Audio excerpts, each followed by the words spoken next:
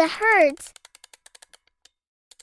Once upon a time, in a quiet village surrounded by rolling meadows, lived a clever young girl named Clara. Her family was poor, and they made their living by spinning flax into thread. But no matter how hard they worked, they could never spin enough to escape their poverty. One day, Clara wandered into the meadow to gather flax. As she knelt among the golden stalks, she heard a soft rustling.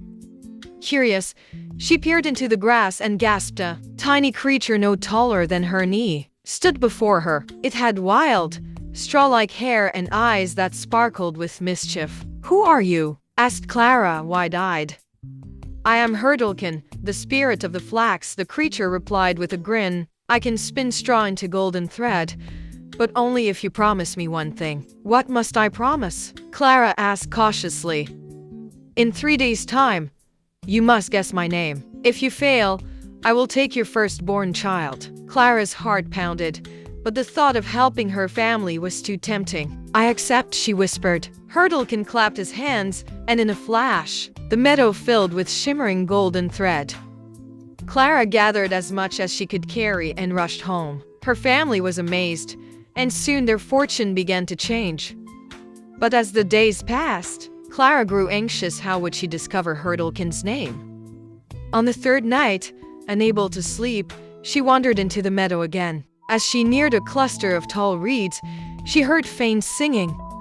"Spin and weave, my golden twine, Hurdlekin's name they'll never divine." Clara gasped. Now she knew the creature's name. The next morning, Hurdlekin appeared with a gleam of triumph in his eyes. "Now, young Clara, what is my name?" Clara smiled confidently. "Your name is Hurdlekin." The creature's eyes widened in shock. "No! How could you know?" He stomped his tiny foot so hard that he vanished into the earth, leaving only a puff of golden dust behind. From that day forward, Clara and her family lived happily, never wanting for anything again. And if you listen closely in the meadow at twilight, you might still hear the faint echo of Hurdlekin's song carried on the wind. Thank you for reading the story with me. Please subscribe Olivia's Storybook Corner for more fantastic stories. Bye bye.